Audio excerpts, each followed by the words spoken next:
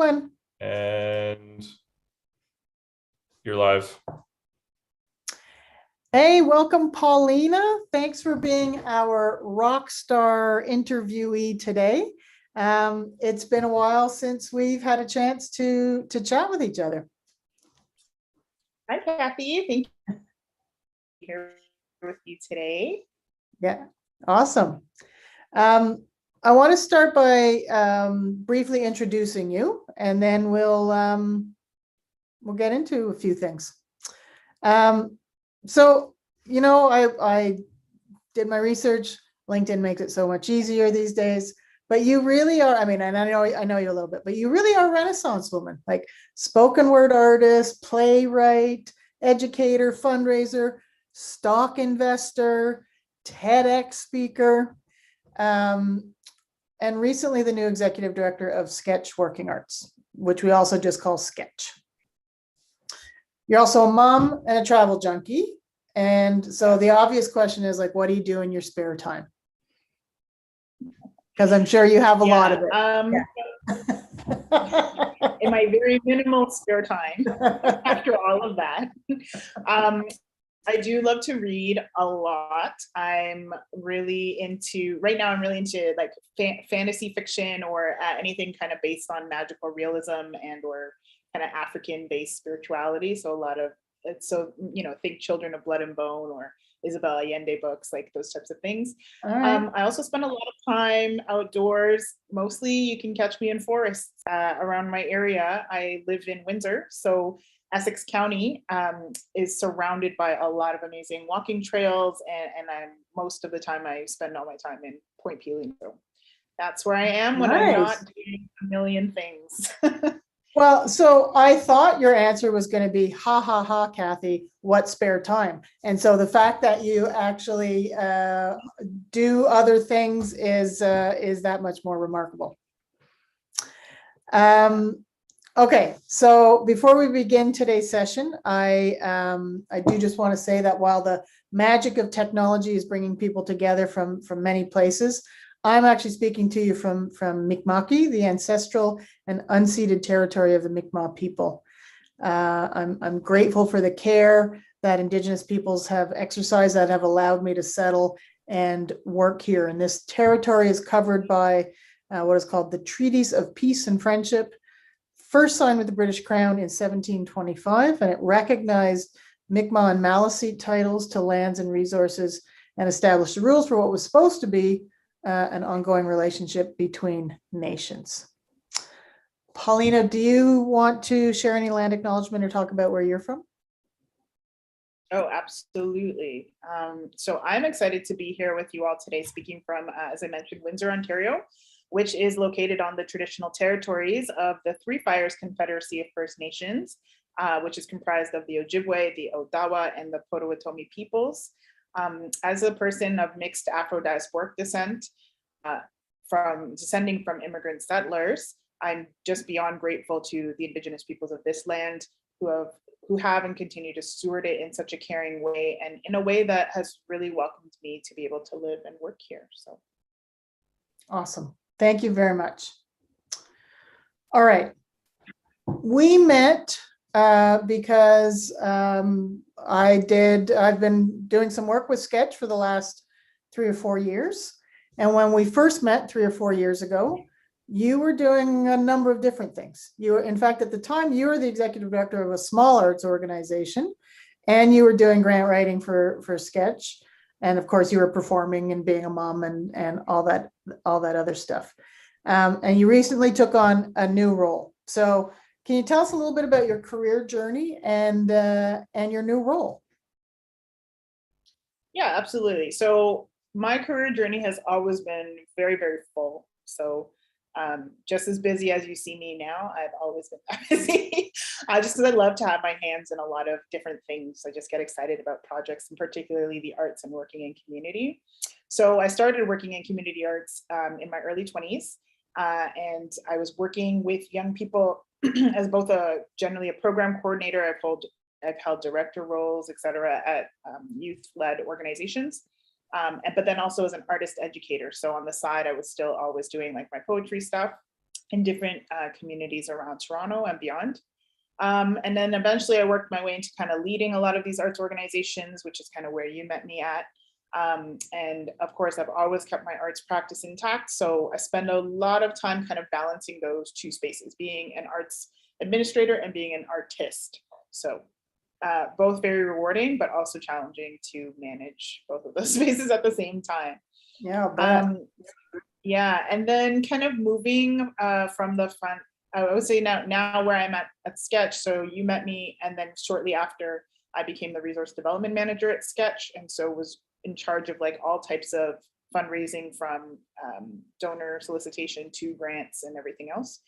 And then last July, I moved into the executive director role at Sketch. And I would say that moving from fundraising to the ED role for me was not too difficult of a transition, mostly because I've already held a similar role as the director of Outreach, which is where I came from, to Sketch, but also because I had a really amazing mentorship and transition guidance from Sketch's outgoing ED, which is Rudy Rudiman, and I have to give her a shout out every time for supporting that transition. It was so great. I think my new role though definitely has new aspects with it. So I'm definitely more responsible for the overall organization generally, and the general infrastructure of Sketch and kind of building that up programmatically, finance department, all those types of things. But I would still say that for me, there is still a lot of fundraising aspects to it, which is great because I get to build on the work that I was already doing in my previous role.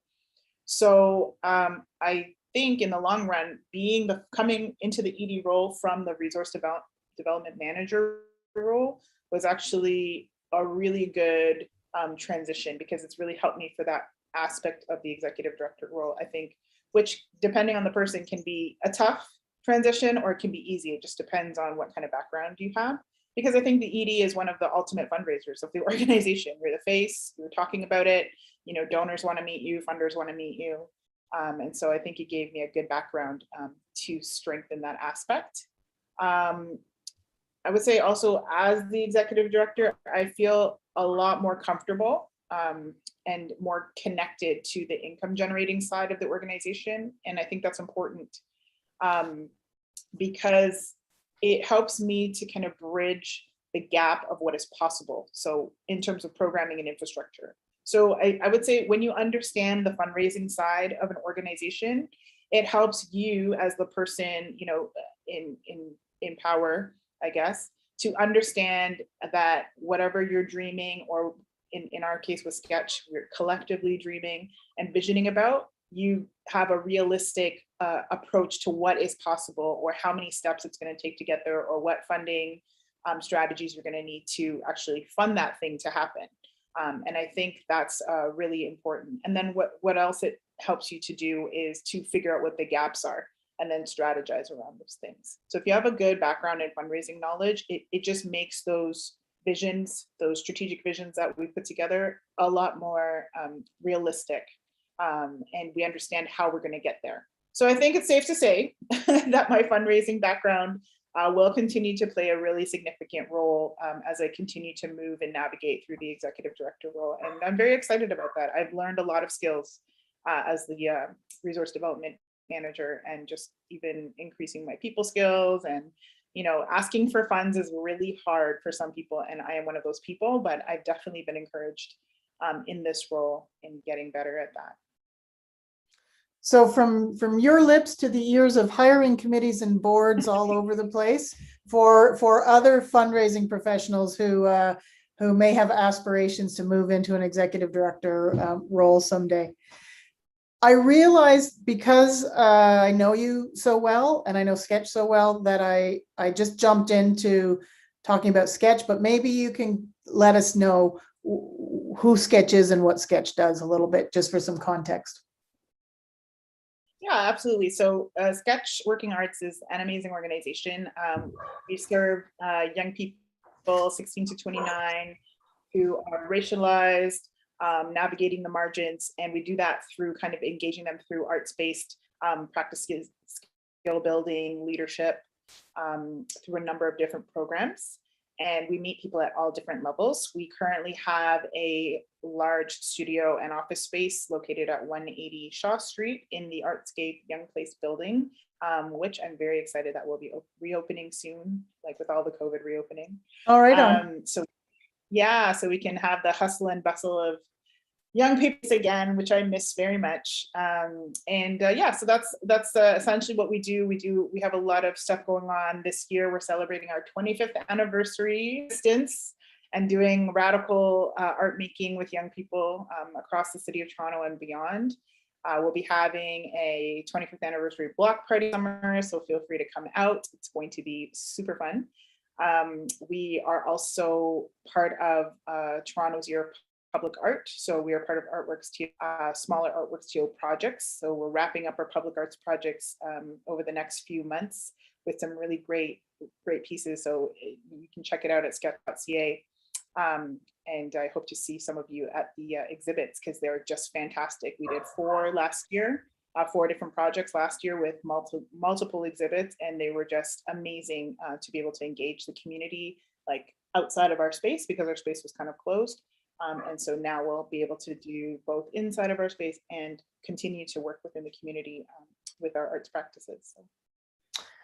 I can only imagine how you're feeling. Like I know how much energy there was in that space before COVID, and I know everybody's chomping at the bit to get back to be able to come together. But yeah, I know how important that is to you guys. So I wish you all the best as the restrictions loosen up and we come back together. Thank you.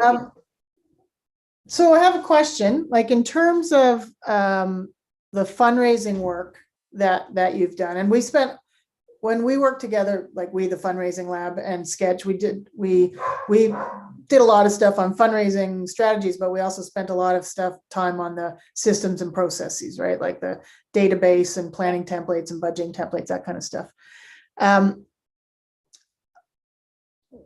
I was struck by something you said to me when we talked last about the budgeting process after we had done a lot of that work together.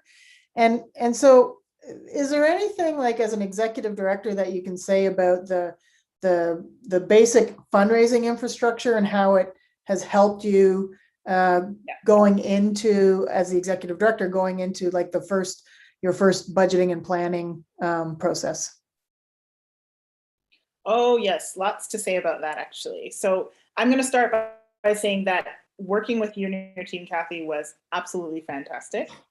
In my role as the resource development manager, I would say the systems and infrastructure that we worked on and building absolutely strengthened the capacity of the team to fundraise in a lot more efficient ways, because we eventually were able to kind of strategize using real data to guide us, as opposed to kind of, not that we weren't using real data, it just wasn't organized in a way that we could do so super efficiently. So now as the executive director, I have a very good sense of, what infrastructure works and needed to be built, what systems and processes need to be strengthened and how we refine them to kind of continue to achieve better results. But again, it all comes down to the work we did with you to begin a great foundation of data. And then that data really helped me so last year, we put together our annual budget, in the fall for the following year. And it really helped me to kind of understand how to put that budget together in a much more realistic way. Whereas I think before we were kind of like, this is what we need to do for the programs that we need to do. And then we're just like putting numbers down on the paper because that's what it cost, and we'll figure it out somehow. We're really going like, we'll find a way, kind of. Build it and they will come.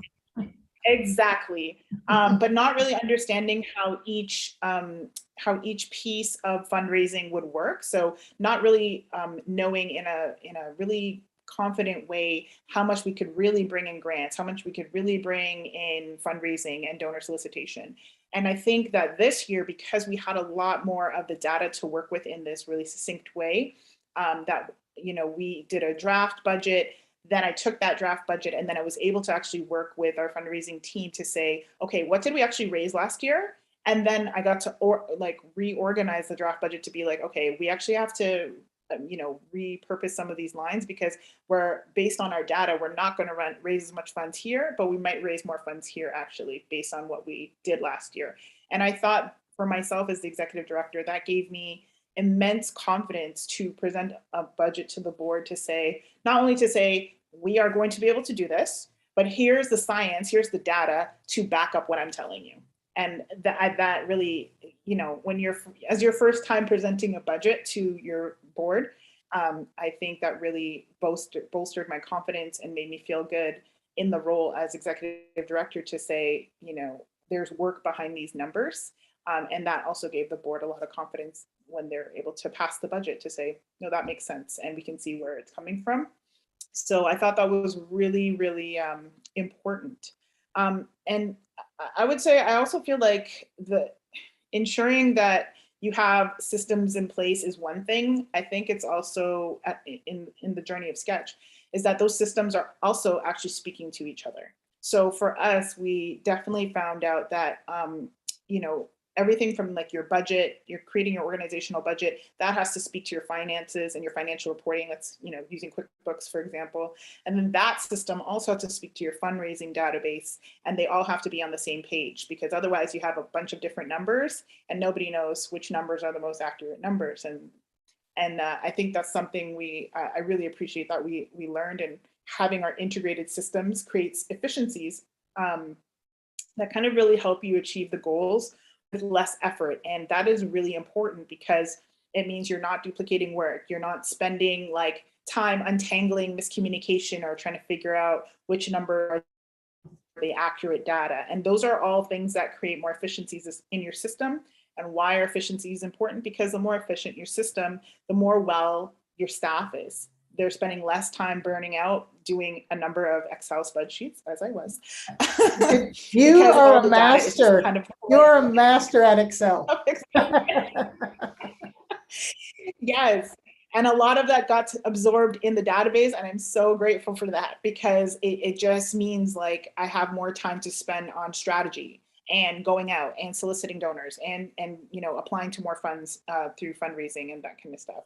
Because you're not spending all the time, deep in the mud of spreadsheets all the time. So I thought that was a really interesting lesson on our journey. And I'm really happy that we're putting work in. We've invested the time and resources to kind of sync up our systems and utilize those systems. That's another thing. Don't just build your systems and not utilize them. You want to make sure that you're utilizing the systems that you spend all the time building, because a lot of us can easily get, stuck in the comfort zone of things that we know, that again brings us back to the inefficiencies. So I love everything that you said, because how much we at Fundraising Lab love good systems and processes. But in particular, I think what stands out for me is that the importance of those systems and processes to an executive director. So it's not just that it's important for fundraising, it's actually important for the broader organization. All right. Yeah, absolutely. Okay, so you're part of this new generation of leaders. What do you see as your opportunities, and what are your challenges?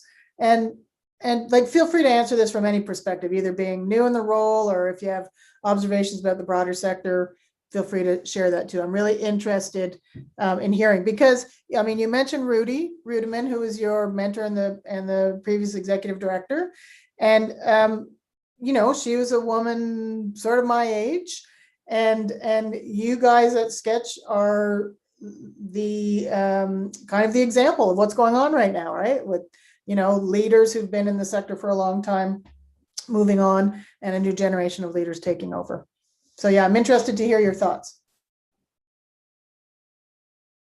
Yeah, I would say I'm overall very excited about the next generation of leaders that are coming up, and I do know a few of them. And I am excited because I really feel like we are going to bring some fresh perspectives and continue, because I know we've been building on the work, but we get to continue to kind of shake up the current systems and structures that are in place, which I think are very important, whether that be more reflective leadership based on the demographic you're serving, whether that be somebody coming in that is more connected to like new, that is bringing more new and innovative technology ideas on, within the organization. I think we just have my generation of leadership has a lot to offer, and it's exciting to be given the opportunity to show what we are made of. So like I said, I see a lot of opportunities to be innovative, bringing ideas from various perspectives and lived experiences, which I think is important. I think you can only go so far in, your education or your background, but having a lived experience and being able to connect with other young people or other demographics of people that you serve that also have that lived experience brings just a whole different thing that cannot just be taught. Like you're just able to connect with that. And I think that's really important. And I think that in my specific case, I really look forward to building alongside community even more. Sketch has a really great reputation for that. And I want to dive into that a little bit more, letting more voices who have historically been marginalized kind of help guide me as the executive director in decision making around where our organization particularly needs to be moving, right? Whether that be in programming, whether that be in the way that we use our space and support our community through our space, et cetera. I also definitely see challenges because let's face it, we still have a long way to go as we continue to work in the charitable sector that is historically based on in structures and systems that are still very much steeped in practices that aren't super equitable and don't always have the most, that don't always serve marginalized folks in the best way. And so that's something we definitely recognize at Sketch, and something I definitely recognize, throughout my journey in the non-for-profit sector, but it's even more heightened in a leadership level because you're interacting at the higher levels of that structure and system. And so you see a lot of things. And I think the challenge will be how to work within that system while also challenging that system at the same time. Like you have to ride that fence a little bit. So you're definitely dismantling and like trying to do the work within, but it just naturally goes at a pace that you're doing it, piece by piece, which can often take a long time and get very frustrating, but not to give up on that work at the same time. So I think the work, like, as I said, it does take time. And I know members of, particular communities are looking for that change. Like we're definitely in a place where society in general is like been motivated, I would say, particularly since 2020, like through the divisions that COVID has brought. And so it kind of ripped the Band-Aid even more on the disparities between different communities, et cetera. The Black Lives Matter movement and what was happening after George Floyd and Breonna Taylor, and like what that has really spurred on in terms of the Black community, finding the, missing women and children of residential schools in the Indigenous community. So all these are sparking fires, and you can see that there is a need, an even greater need and a greater push and pressure from those communities to seek change in these structures that we're kind of working in. And a lot of our charitable structure is very, patriarchal and hierarchical, and a lot of those things don't gel well with the communities that we want to serve. And so just trying to balance being able to serve those communities in a way where they feel like real change is happening, and then and their expectations of what is going to be happening, and then doing the work of actual change at the pace that, dismantling a structure or system or kind of shaking one up at the very least kind of takes, because these are huge systems and structures that have been grained and have been in place for a long time. So we're not going to just turn them over tomorrow. It's going to take a little bit of time, but just reassuring the community that we are doing that work, that we are committed to that work, and that work will be ongoing as part of our commitment at Sketch.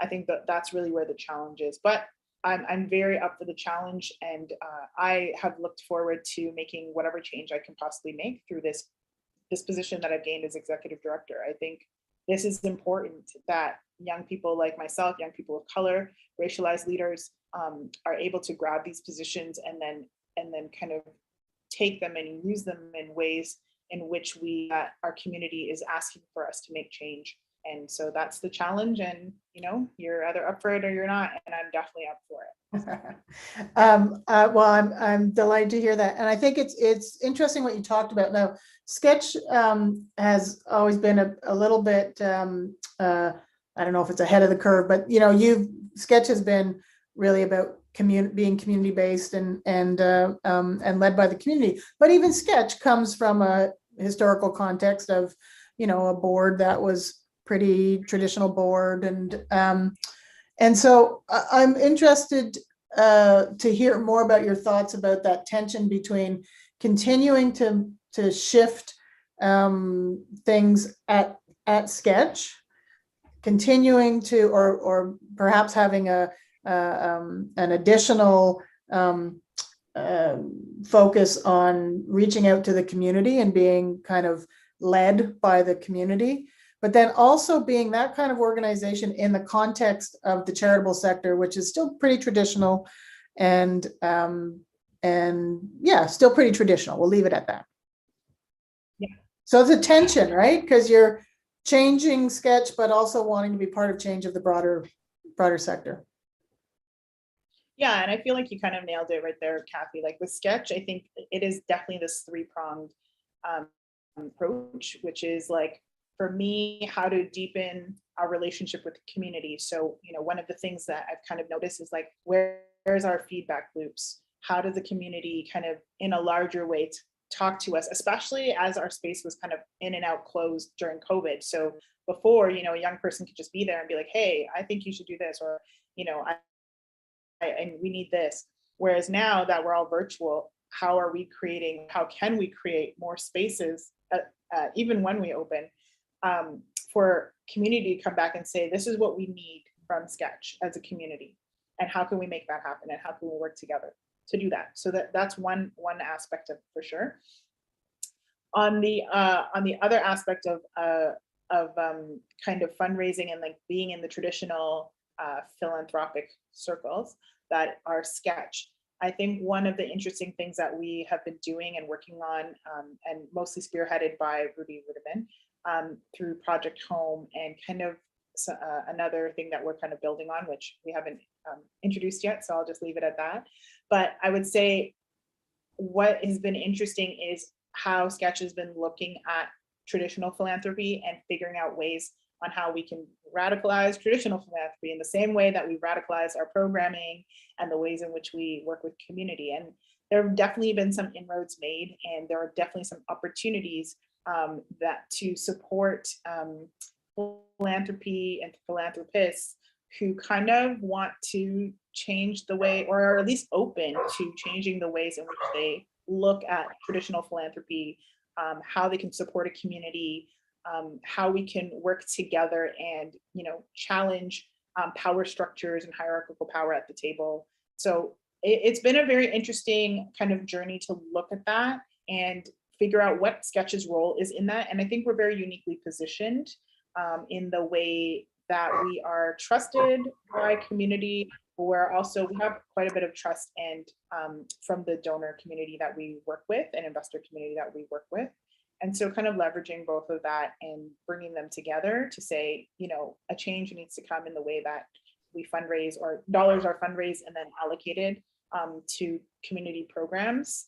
And we're, I think, in a really great position to, manage that tension and kind of bring about some really radical new ideas around how philanthropy can happen in, the community art sector at the very least, but even the larger, broader nonprofit sector, I would say.